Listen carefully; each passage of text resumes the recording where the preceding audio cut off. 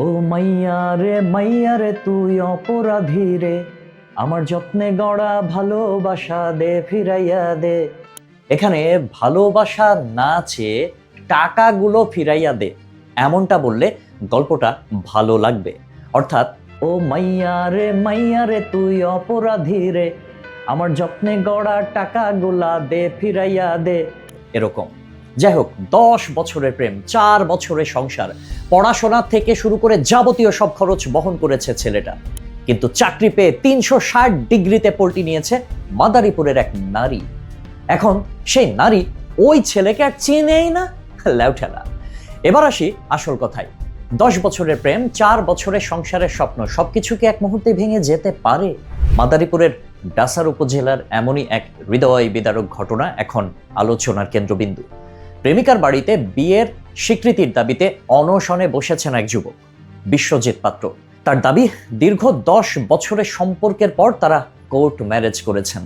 শুধু তাই নয়, প্রেমিকার পড়াশোনার পেছনে তিনি নিজের সামর্থ্য অনুযায়ী অর্থ ব্যয় করেছেন।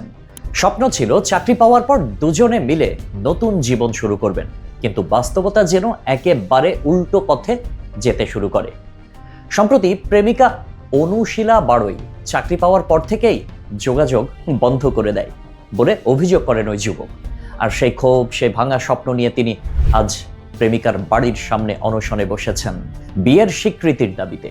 অন্যদিকে অনুশীলা বাড়ই অভিযোগ অস্বীকার করে বলেন, তাদের সম্পর্ক থাকলেও সেটি জোরপূর্বক কোর্ট ম্যারেজে রূপ নিয়েছিল এবং তিনি ইতিমধ্যে সম্পর্ক থেকে বেরিয়ে আসার সিদ্ধান্ত নিয়েছেন। এখন প্রশ্ন একটাই, যে সম্পর্ক বছরের পর বছর গড়ে ওঠে, স্বপ্নের ভিত তৈরি করে, তা কি সত্যি এভাবে ভেঙে দেওয়া উচিত ছিল? একদিকে একজন মানুষের ভালোবাসা, আত্মত্যাগ আর অপেক্ষা, অন্যদিকে অন্যজনের ব্যক্তিগত সিদ্ধান্ত ও স্বাধীনতার দাবি। এই দুই বাস্তবতার মাঝখানে দাঁড়িয়ে এখন শুধু একটি পরিবার নয়, পুরো এলাকা স্তব্ধ। পুলিশ জানিয়েছে বিষয়টি খতিয়ে দেখা হচ্ছে এবং লিখিত অভিযোগ পেলে আইনগত ব্যবস্থা নেওয়া হবে। কিন্তু শেষ প্রশ্নটা থেকেই যাচ্ছে, ভালোবাসা কি সত্যি দায়িত্ব, নাকি শুধু একটি অনুভূতি?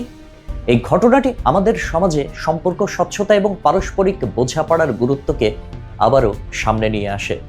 অনেক সময় দীর্ঘ সম্পর্ক থাকলেও যদি শুরু থেকে প্রত্যাশা ও ভবিষ্যৎ পরিকল্পনা পরিষ্কার না থাকে, তাহলে পরে গিয়ে বড় ধরনের ভুল বোঝাবুঝি তৈরি হয়। ব্যক্তিগত স্বাধীনতা ও প্রতিশ্রুতির ভারসাম্য না থাকলে সম্পর্ক টিকিয়ে রাখা আরো কঠিন হয়ে পড়ে। তাই এই ঘটনা কাউকে দোষারোপ করার জন্য নয়, বরং সম্পর্ককে আরো সচেতনভাবে বোঝার একটি বাস্তব শিক্ষা হিসেবে দেখা উচিত। এছাড়া এ ধরনের ঘটনা আমাদের সামাজিক বাস্তবতাকেও প্রশ্নের মুখে দাঁড় করায়। আজকের দিনে অনেক সম্পর্ক শুরু হয় আবেগ দিয়ে, কিন্তু শেষ হয় বাস্তবতার চাপের কাছে। ক্যারিয়ার, অর্থনৈতিক স্থিতি, পারিবারিক চাপ, সবকিছু মিলিয়ে সমীকরণ অনেক সময় বদলে যায়।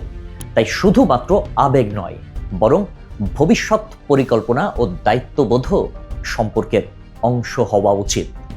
শুরু থেকে যদি দুইজনের মধ্যে স্বচ্ছ আলোচনা থাকে, তাহলে অনেক জটিলতা এড়ানো সম্ভব হতো।